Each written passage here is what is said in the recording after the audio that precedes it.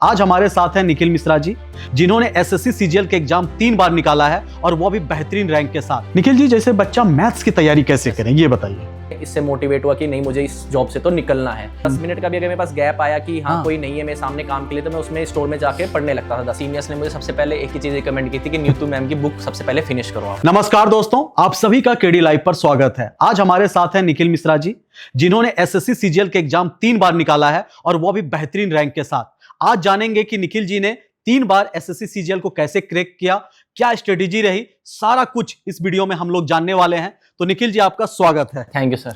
और बताइए निखिल जी, कैसे हैं आप? सर बहुत बढ़िया, बहुत अच्छा लग रहा है। बहुत अच्छा लग रहा है। तो चलिए, आप तो भैया 3 एग्जाम निकाले हैं। 3 एग्जाम निकालने के बाद क्या खुशी मिल रहा है आपको? सर ऐसा पहली बार जो निकाले थे उसकी खुशी बताइए, दूसरी बार जो निकाले उसकी, और तीसरी बार, तीनों में क्या अंतर है ये मुझे बताइए। सर जब सब पहली जॉब थी सर, वो तो ऐसा था कि हाँ ड्रीम जॉब, मैंने कि गवर्नमेंट नौकरी लग गई, अब स्टेबिलिटी आ गई, लाइफ में सिक्योरिटी मिल गई है। ठीक है, तो बहुत खुशी हुई थी। ठीक है। फिर लेकिन जब उसमें मैं गया तो उसमें मैंने वर्क प्रोफाइल देखा, और फिर घर से दूर, जैसे मेरे गुजरात में लगी थी फर्स्ट ज्वाइनिंग। अच्छा, ठीक है। तो फिर मेरे को धीरे धीरे समझ आया कि घर से दूर मतलब बहुत चीजें को फेस करना पड़ता है, बहुत हार्डशिप्स होती है, like food, language barrier and all. तो फिर मैंने डिसाइड किया कि मैं अब आगे के लिए तैयारी करूंगा, अगली सीजीएल भी दूंगा अपने होम स्टेट में जाने के लिए। ठीक है। देन मैंने 2024 का सीजीएल दिया, तो सर उसमें मेरे को ये असिस्टेंट मिला इन मॉस्पी। ओके। देन मैंने डिसाइड किया कि बेसिकली इसमें थोड़ा फाइल वर्क्स वगैरह थोड़ा ज्यादा रहती है, डेस्क जॉब है। तो मेरा ऐसा था कि ये थोड़ा मेरे को एज एक्सपोजर के लिए मेरे को थोड़ी different department like income tax and GST के लिए मेरे को प्रिपरेशन करना था। तो फिर मैंने जब ऑफिस सुपरिटेंडेंट की वैकेंसी आई तो फिर मैंने उसकी तैयारी स्टार्ट करी 2025 सीजीएल में। ठीक है। देन मेरे को इसमें ऑफिस सुपरिटेंडेंट मिला sir with a good rank. कितना रैंक है आपका? सर 1553 के अराउंड। वाह, बहुत अच्छा। और टोटल मार्क्स कितने आए थे मेंस में? सर 340। 340? वाह यार, मतलब थोड़ा सा और करते तो आप तो सिंगल डिजिट में आ सकते थे। और ये बात बताइए निखिल जी, आपके प्रीलिम्स में कितने नंबर आए थे? सर मेरे प्रीलिम्स में अराउंड 163 के अराउंड थे सर। 163? सर तो एक बात बताइए, जैसे आप जॉब के साथ निकाले, इससे पहले आपने 2 जॉब निकाला, अभी वर्किंग भी हैं आप मिनिस्ट्री में। मुझे एक बात बताइए कि जॉब के साथ आप कैसे टाइम निकाल लेते थे, फिर इतना अच्छा स्कोर करना, 340 स्कोर करना कैसे संभव हो पाया? पीए में तो सर ऐसा सच मेरे को बहुत मुश्किल हुए थे पढ़ाई में, क्योंकि वहां पर वर्क प्रोफाइल पीए का बहुत हेक्टिक है। तो मेरा ऐसा था कि स्लीपिंग आवर्स मेरे को बहुत कम करनी पड़ी थी, एज सच की 3 to 4 आवर्स भी मैं सोता था वहां पर अपनी पढ़ाई के लिए। फिर जैसे मैं इस डिपार्टमेंट में आया तो इसमें भी मैंने सेम चीज की, जैसे मेरा इसमें मैंने अपना टाइम बचाने के लिए, जैसे ट्रैवलिंग टाइम होता था मेट्रो में ट्रैवल करना दिल्ली में, तो मेरा 1 hour 40 minutes के अराउंड ट्रैवलिंग टाइम था। तो मैं उसमें क्या करता था, अपने सेक्शनल दे लेता था या जीएस के क्विज लगा लेता था, जीएस के कुछ टॉपिक्स अपना ब्रशअप कर लेता था यूट्यूब के थ्रू।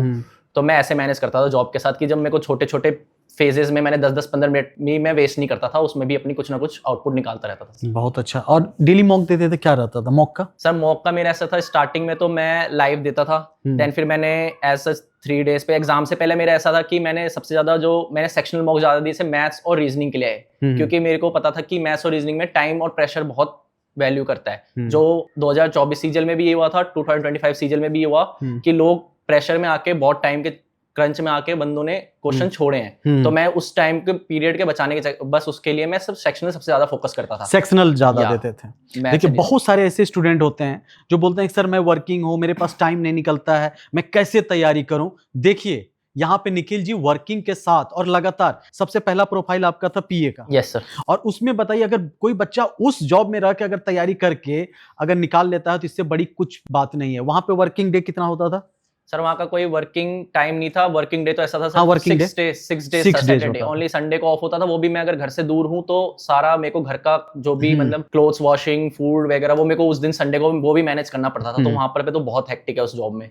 और टाइम पीरियड भी ऐसा है कि आपको ऐसा कोई टाइम फिक्स नहीं है कि आपको 8 hours की जॉब है। अगर आपका काम ज्यादा है पीए में तो आपको एज अ 10-12 आवर्स भी ऑफिस में रुकना पड़ता था बिना रुके हुए। बताइए।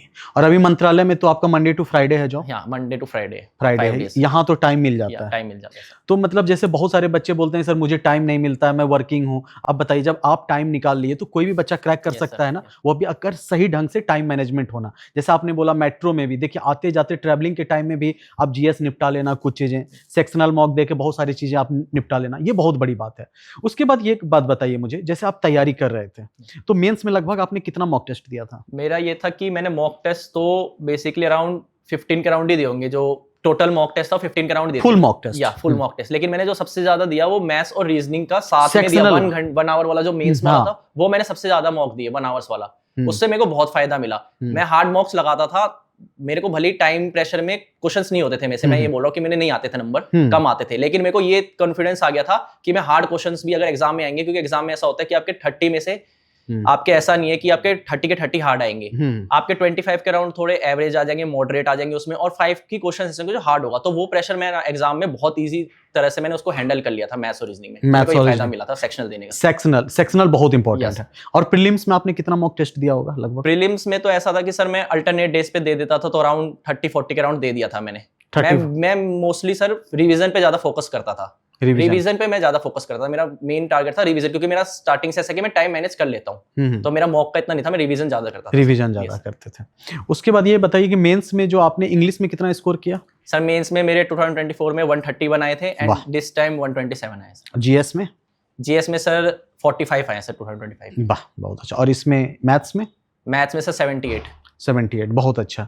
उसके बाद ये बात बताइए, जैसे अभी आपने चूज किया है ऑफिस सुपरिटेंडेंट, यस सर, अभी तो आपको जीएसटी इंस्पेक्टर भी मिल सकता था, सर, है ना, क्योंकि बहुत कम, मतलब बहुत आपसे बहुत नीचे वाले को जीएसटी इंस्पेक्टर मिला है, आपका तो 340 था, तो आपने जीएसटी इंस्पेक्टर क्यों नहीं चूज किया? सर जीएसटी का मेरा ऐसा था कि मैं एक बार अपने लाइफ में मैं बाहर जाके देखा, मैंने जॉब करके, हाँ, तो मतलब मैंने वहाँ पे बहुत चीज़ें फेस की, फिर मुझे बहुत चीज़ों का पता चला लोगों से कि जैसे अगर आप होम स्टेट में हो, अगर आप लोअर ग्रेड पे भी आप काम कर रहे हो, तो आपको इतने बेनिफिट्स हो जाएंगे कि आप वहाँ से ट्रैवलिंग टाइम, छुट्टी, पैसे आपके सब उतने में उतना हो ही जाएगा, आपका होम रेंट, हाउस रेंट, खाना वाना सब कुछ वहाँ पर इतना हो जाएगा। फिर आप कोई भी फंक्शन, फैमिली रिलेटेड कोई भी इशू आएगा, आपको ट्रैवलिंग करके आना पड़ेगा इतना, तो बहुत इशूज थे। तो सर मैंने ऐसा सोचा था कि मेरे को दिल्ली ही चाहिए, अपना होम स्टेट चाहिए, ताकि मैं वहाँ पर सारी ये चीजें। अच्छा। और मम्मी पापा यहीं पे रहते हैं? सर। पापा क्या करते थे? सर पापा, फादर मेरे पहले आर्मी से रिटायर्ड है, हाँ, देन अभी क्राइम ब्रांच में सर। अच्छा, क्राइम ब्रांच में। और भाई बहन कितने हैं आप? सर मेरा एक एल्डर ब्रदर है। अच्छा, एल्डर ब्रदर। बहन नहीं है सर। अच्छा, चलिए बहुत अच्छा। उसके बाद ये चीज़ मुझे बताइए, जैसे बच्चे लगातार मेरे से भी पूछते रहते हैं कि जीएस में आप कैसे रिवीजन करते थे? जीएस के बारे में बच्चे का क्वेरी रहता है कि मेंस में, मतलब जीएस में अच्छा स्कोर नहीं कर पाता है, आपने ठीक ठाक अच्छा स्कोर किया है, क्योंकि नहीं तो 340 कैसे आता, तो कैसे जीएस में बच्चा कैसे पढ़े? जीएस में सर ये है कि आप जीएस का जितना क्विज लगाएंगे उतना आपको बेनिफिट मिलेगा। क्विज में आपके भले गलत क्वेश्चन हो रहे हैं, लेकिन जब एग्जाम में बैठेंगे तो वो क्वेश्चंस आपको ऐसा होगा कि आपको ऑप्शन एलिमिनेशन में बहुत मदद मिलेगी, आपको क्विजेस लगाने से फायदा होगा सर जीएस में। तो जीएस में स्कोर बूस्टर ये है सबसे ज्यादा। और मैथ्स को कैसे रिवीजन करते थे? मैथ्स का सर मेरा ऐसा था कि मैथ्स का मैं बेसिकली मैंने फर्स्ट में तो जो बैच जो भी मैंने अपने नोट्स बना रखे थे, फॉर्मूला नोट्स, उसके बाद तो मैं सर जो भी पीवाईक्यूज एंड मॉक्स वगैरह जो मैं देता था सेक्शनल, उसमें जो क्वेश्चन गलत होते थे उन्हीं को मल्टीपल टाइम रिवाइज करके गया था एग्जाम में, और उससे पहले मैंने इसी पे फोकस किया था, पीवाईक्यूज एंड मॉक्स। बस दैट्स इट। चलिए, अब आगे का क्या प्लान है? नेक्स्ट टाइम आप सीजीएल देंगे या नहीं देंगे? सर मेरा है सीजीएल, क्योंकि मेरी ड्रीम पोस्ट है जीएसटी इंस्पेक्टर इन दिल्ली है सर। दिल्ली में चाहिए? मतलब आपको 500 रैंक चाहिए था? यस सर, अंडर 500 मैं कोशिश करूंगा 100 लाने की। अंडर 100% आप अगले बार सिंगल डिजिट में जाएंगे, क्योंकि जो बंदा 340 ला सकता था, अगले बार 25 नंबर आप ज्यादा लाएंगे। 8-9 क्वेश्चन आपको सही करना, 100% आएगा। और आगे का ड्रीम है कि मतलब अगली बार जीएसटी दिल्ली में लेना है ना।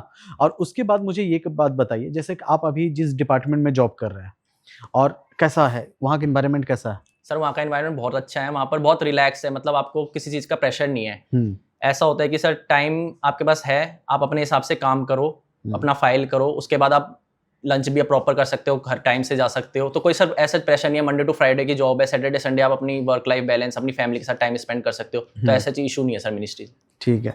तो जो नए बच्चे हैं, फ्रेशर बच्चे हैं, उसको आप क्या कहना चाहेंगे कि मतलब कैसे तैयारी करें, किस तरीके से मतलब प्लानिंग करें, मॉक पे कितना इंपॉर्टेंस दें मॉक को, और कैसे रिवीजन कैसे करें, उनके बारे में आप क्या कहना चाहेंगे? मैं फ्रेशर्स के लिए कहूंगा कि सबसे पहले अगर आप बिल्कुल बेस से स्टार्ट करना चाहते हैं तो आप थोड़ा ऑफलाइन कोचिंग की तरफ जाइए। ऑफलाइन कोचिंग से क्या होगा सर, आपका इंटरेक्शन होगा दूसरे बच्चों से जो ऑलरेडी पढ़ रहे हैं, या फिर टीचर से होगा, तो आप फेस टू फेस जब कांटेक्ट करेंगे तो आपको बहुत चीजें पता चलेगी डीपली, जो कैसे एजुकेशन सिस्टम मैंने कैसे चलता है, एसएससी वगैरह का एग्जाम। बट इफ अगर आप बेस वगैरह क्लियर है तो मैं प्रेफर करूंगा आप ऑनलाइन बैच की तरफ जाइए। देन उसके बाद जब आप सिलेबस एक बार एटलीस्ट 60 to 70% कंप्लीट करने का, तब मॉक स्टार्ट कर दीजिए देना। ऐसा नहीं है डेली मॉक देना है, अल्टरनेट डेज या आफ्टर 3 days या 4 days के बाद एक मॉक दीजिए। फिर उसमें देखिए कि आपके जो टॉपिक्स गलत हो रहे हैं, क्या वो मैंने पढ़ लिए तब गलत हो रहे हैं, तो अगर वो तब गलत हो रहे हैं तो आप उन टॉपिक्स को दोबारा, उन चैप्टर्स को दोबारा नोट्स के थ्रू वापस रिवीजन करिए, तो आपको बेटर होगा। ऐसे ऐसे करके आप धीरे धीरे फिर आप जब एग्जाम आएगा तो आप डेली मॉक्स दे सकते हैं। तो फ्रेशर्स के लिए मैं ये रिकमेंड करूंगा। ये कहेंगे। और उसके बाद आपका जो ग्रेजुएशन कौन सा सब्जेक्ट से था? सर मैं बीटेक कर रखा है, इलेक्ट्रॉनिक्स एंड कम्युनिकेशन इंजीनियरिंग। ठीक है, कहाँ से? Sir IP university IPL, Delhi. चलिए बहुत अच्छा बहुत अच्छा। कौन सा ईयर में पास आउट हुए थे? सर मैं 2019 में। चलिए, इलेक्ट्रॉनिक्स वाले बच्चे ऐसे ही ब्रिलियंट होते हैं, तो इसीलिए आपके लिए मतलब 3 एग्जाम फोड़ना आसान था। ठीक है निखिल जी, जैसे बच्चा मैथ्स की तैयारी कैसे करें ये बताइए। सर मैथ्स के लिए जैसे आप जैसे पढ़ाते हैं सर, हाँ। आपकी वीडियोस आती है, जैसे यूट्यूब पे भी देख सकते हैं बंदे, क्लासेस हाँ। ले सकते हैं ऑनलाइन। तो जैसे हाँ। आप कॉन्सेप्ट क्लैरिटी, जैसे आप हम्म। बेस से स्टार्ट करते हैं, तो कोई अगर नया बच्चा भी है हम्म। तो उसको इजीली आप समझा सकते हैं। हाँ। बेस से आप उसका क्लियरेंस दे सकते हैं। जैसे जैसे हाई लेवल आएगा आप उसको भी समझा सकते हैं, हाई लेवल के क्वेश्चंस। आपकी कॉन्सेप्ट क्लैरिटी जैसे आप करवाते हैं, छोटी छोटी चीजों के लिए ट्रिक्स बताते हैं, फॉर्मूलाज, आपका रिवीजन के मेथड्स बहुत अच्छे हैं, तो उससे सर बहुत फायदा मिलेगा मैथ्स में सर। बिल्कुल, जैसे कि हम लोग का पढ़ाने का जो तरीका होता है, बिल्कुल हम लोग जो जीरो लेवल से Yes. उठाते हैं, आप लोग देखते हैं कि बिल्कुल जीरो से उठा के हाई लेवल तक Yes. ले जाना, हर एक टाइप वाई टाइप, हर एक लेवल बाई लेवल, तो इसी तरीके से पढ़ाते हैं। इसीलिए आज बच्चे इतने सारे Yes, सिलेक्शन देते हैं और इतने सारे बच्चे मैथ्स में फुल Yes, नंबर लाते हैं। इसीलिए मैं बोलता हूँ कहीं भी पढ़िए, जिस तरीके से हम लोग पढ़ाते हैं या कोई भी पढ़ाते हैं, तो हमेशा सब्जेक्ट को पूरा कॉन्सेप्ट क्लैरिटी से पढ़िए।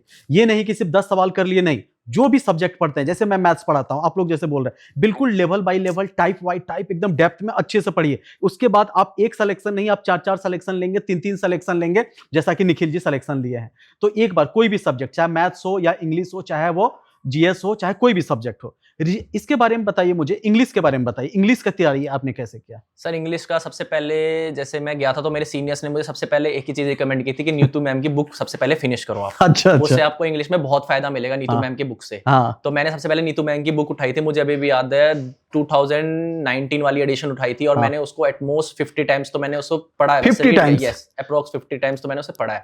तो बुक ऐसी हो गई कंडीशन की वो फटने वाली है कि मैंने किसी और को दे दिया। तो नीतू मैम का जो बुक है वो फाउंडेशन के लिए, मैंने छोटे से बड़े सबकी, हिंदी मीडियम का भी स्टूडेंट होगा, हाँ, उसके उसको मन भी में भी ऐसा समझना है। क्लैरिटी आ जाएगी कि कुछ भी वो पेपर में अच्छे नंबर ला सकते अगर मैं बोलूं कि एसएससी वाले बच्चों के लिए बाइबल है ये, Yes, sir, ये बाइबल है, गीता है, कुरान है, Yes, sir. एसएससी वाले बच्चों के लिए। जितने भी सिलेक्टेड बच्चे हैं या जो तैयारी कर रहे हैं, ऐसा अगर कोई बोल रहा है कि मैं नीतू मैम का बुक नहीं पढ़ा हूं, तो इसका मतलब वो झूठ बोल रहा है। सर। मतलब हर के पास नीतू मैम का बुक, नीतू मैम से ही पढ़ा हुआ बच्चा, सभी लोगों के पास नीतू मैम का बुक होगा ही होगा। ये 100% होता है। मतलब इस लाइन का अगर मैं बोलूं तो एसएससी का बाइबल बोलिए, गीता बोलिए, चाहे कुरान बोलिए, हर सिलेक्टेड बच्चे, जितना भी मैं इंटरव्यू लेता हूं या मैं इतने सालों से, हर टॉपर, हर सिलेक्टेड बच्चा की पहली पसंद वही बुक पढ़ता है, सबके पास होता है। तो आपने उसे 50 बार पढ़ा। Yes sir.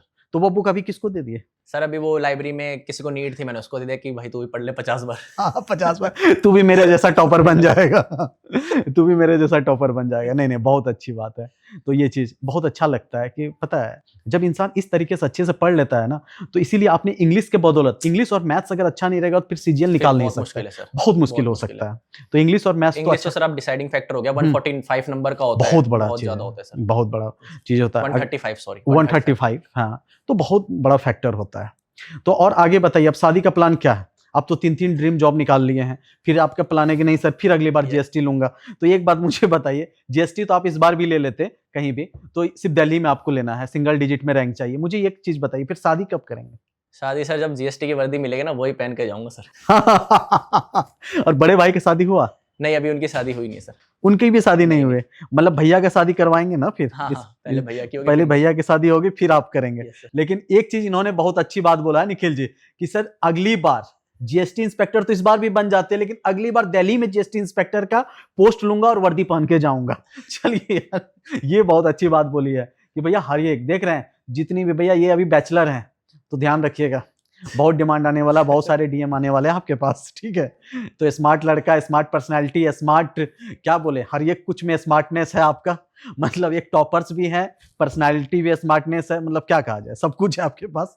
तो अच्छी बात है। निखिल जी, आपने 3 सिलेक्शन लिया, एक के बाद एक, ठीक है? उसके बाद मुझे बताइए, आपको ये सब कहाँ से इतना मोटिवेशन मिलता था? कैसे आप टाइम मैनेज करते थे जॉब के साथ में, और किन किन कठिनाइयों का आपने सामना किया 3 सिलेक्शन लेने में, मुझे बताइए। सर मोटिवेशन तो ऐसा था कि जब मेरी फर्स्ट जॉब लगी थी तो मैं बहुत खुश था, मुझे ऐसा लगा कि सेंट्रल गवर्नमेंट की जॉब लग गई है, अब सिक्योरिटी और सब कुछ है मेरे पास, तो सही है। लेकिन जब मैं उसमें गया तो मुझे बहुत चीज़ें पता चली वहाँ जाके, जैसे घर से बाहर जाके रहना, house holding works and all कैसे मैनेज करना, तो बहुत दिक्कतें होने लगी धीरे टाइम के साथ। तो फिर मैंने इससे मोटिवेट हुआ कि नहीं, मुझे इस जॉब से तो निकलना है। लेकिन उस जॉब से निकलना बहुत बड़ी मुश्किल थी, क्योंकि उस जॉब में ऐसा था कि 8 से 10 घंटा, कभी कभी इनफैक्ट 12 घंटा भी काम था। तो मैंने टाइम ऐसे मैनेज किया सर कि उसमें जॉब में मैं ऐसा करता था कि जैसे लंच टाइम होता था, तो जैसे लंच के साथ साथ मैं कोई सेक्शनल दे देता था इंग्लिश का 10 मिनट का, लंच करता मैं इनफैक्ट 6 मंथ्स तो ऐसा था कि सर मेरा तबीयत भी खराब थी, लेकिन अरे।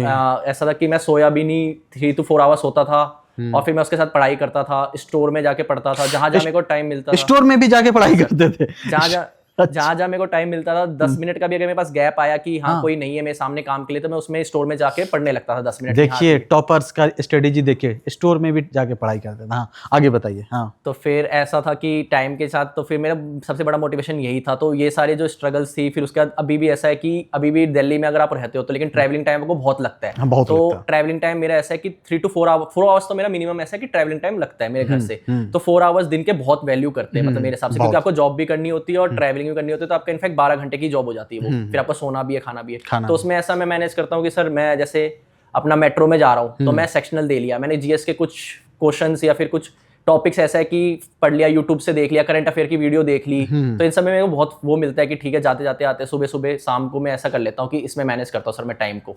और सैटरडे संडे मेरा इसमें ऑफ रहता है, तो मैं अपना लाइब्रेरी ज्वाइन कर रखी है, तो मैं लाइब्रेरी में पढ़ लेता हूँ। चलिए बहुत अच्छा, बहुत अच्छा। इस तरीके से ये आपकी रणनीति थी कि मतलब टाइम को सेव करने का। इसी तरीके से मैं हमेशा बोलता हूँ कि सफलता इतनी आसानी से नहीं मिलती है, लगातार आपको मेहनत करना होगा और सही दिशा में मेहनत करना होगा। देखिए निखिल जी लगातार 3 सिलेक्शन लिए और किस तरीके से, एक होता है कि एक बच्चे को एक सिलेक्शन हो जाता है, अरे भैया मेरा तो सरकारी नौकरी हो गया अब तो मैं निश्चिंत हूँ, नहीं, हमेशा तलाश रखिए, हमेशा जुनून रखिए अंदर में, नहीं इसके बाद और आगे जाना और आगे जाना और आगे जाना। इसी तरीके से आप बढ़ते जाइएगा और अगली बार मैं आपको यकीनन बोलता हूं 100% निखिल जी आप मेरे साथ यहीं पे बैठे रहेंगे, लेकिन आपका सिर्फ रैंक बदल जाएगा, वो भी सिंगल डिजिट में आएगा। और मैं जिस तरह का आपका पोटेंशियल है, आप जिस तरीके से आप मेहनत कर रहे हैं और जिस तरीके से आपका पोटेंशियल है, मैं चैलेंज के साथ गारंटी के साथ बोलता हूं यहां पे आप अगली बार टॉप 10 के अंदर इंटर करेंगे 100% हमेशा। निखिल जी जिस दिन आपका सिलेक्शन हुआ था तो उस दिन घर वालों का रिएक्शन क्या था? सर जिस दिन मेरा सिलेक्शन हुआ उस दिन तो ऐसा था कि मैंने लिस्ट में सबसे पहले नाम देखा, ठीक है, तो मैं तो ओवर एक्साइटेड हो ही गया था कि मेरी तीसरी जॉब है। हाँ। फिर मैंने डिसाइड किया कि इस बार मैं कुछ नया करूंगा, मम्मी को अलग तरीके से बताऊंगा। तो मैं घर में गया, मैंने मिठाई का डब्बा लिया, अपने लिस्ट निकाली जहाँ मेरा नाम था मम्मी पापा का, उसको हाईलाइट कर लिया। ठीक। फिर मैंने मिठाई के डब्बे में डाला, तो फिर मम्मी ने जब मिठाई का डब्बा खोला तो देखा उसमें मेरा नाम है, मम्मी का नाम है, पापा का। कह रहा तूने एक और जॉब ले ली? मैंने कहा हाँ। तो कह रहा इस बार तो रुलाया, इस बार तो रोऊंगी भी नहीं, क्योंकि फर्स्ट जॉब में तूने इतना रुला दिया था, तो कितनी बार जॉब ले। तो घर वाले बहुत खुश हुए थे, बहुत खुश हुए थे। तो इसमें मेरा बहुत लोगों ने साथ दिया, घर वालों ने दिया, भाई ने दिया है, ठीक है, फ्रेंड है प्रीति उसने दिया है, बहुत हाँ ठीक है ठीक है, सब लोगों का बहुत साथ है, क्योंकि लाइफ में घर वाले का सपोर्ट और एक अच्छे दोस्त का सपोर्ट बहुत इंपॉर्टेंट होता है, उसके बिना हम लोग आगे नहीं बढ़ सकते हैं। और उसके बाद कॉल भी आपने नहीं किया, डायरेक्ट मिठाई का डब्बा लेके मम्मी पापा के पास चले गए। बताइए यार, ये पल सबसे, एक पेरेंट्स के लिए इससे बड़ा खुशी का पल कुछ नहीं होता है। मतलब इससे खुशी का पल क्या हो सकता है कि जब जो बच्चे लगातार रिजल्ट पे रिजल्ट दे रहे हैं, और सीधे यार उस मम्मी पापा के लिए क्या कहा जाए, उस दिन क्या पल होगा वो वही मम्मी पापा इमेजिन कर सकते हैं। तो बहुत अच्छा लगा, बहुत बहुत। आप लोगों को निखिल जी के जर्नी से बहुत कुछ सीखने को मिला होगा। इन्होंने किस तरीके से पढ़ाई किया, किस तरीके से स्ट्रेटेजी को फॉलो किया कि इन्होंने एसएससी जैसे एग्जाम्स में 3 बार सिलेक्शन लिया, और वो भी अच्छे पोस्ट के साथ, अच्छे रैंक के साथ। तो निखिल जी कैसा लगा आपको 3 बार सिलेक्शन लेकर? सर मुझे बहुत अच्छा लगा आपके साथ यहाँ बैठ के, और अपने दोस्तों को मोटिवेशन और गाइडेंस देने में बहुत अच्छा लगा सर इस मंच पे आने। चलिए बहुत बहुत धन्यवाद आपका भी। मैं उम्मीद करता हूं कि अगली बार फिर आप आएं और सिंगल डिजिट में यहाँ पे रैंक लेके यहाँ पे आए, और 100% आप आएंगे सिंगल डिजिट में। याद रखिएगा सब लोग नाम, अगले बार का सिंगल डिजिट में एक रैंक आपको निखिल मिश्रा का दिखेगा। तो चलिए तो मिलते हैं अगली वीडियो में, धन्यवाद।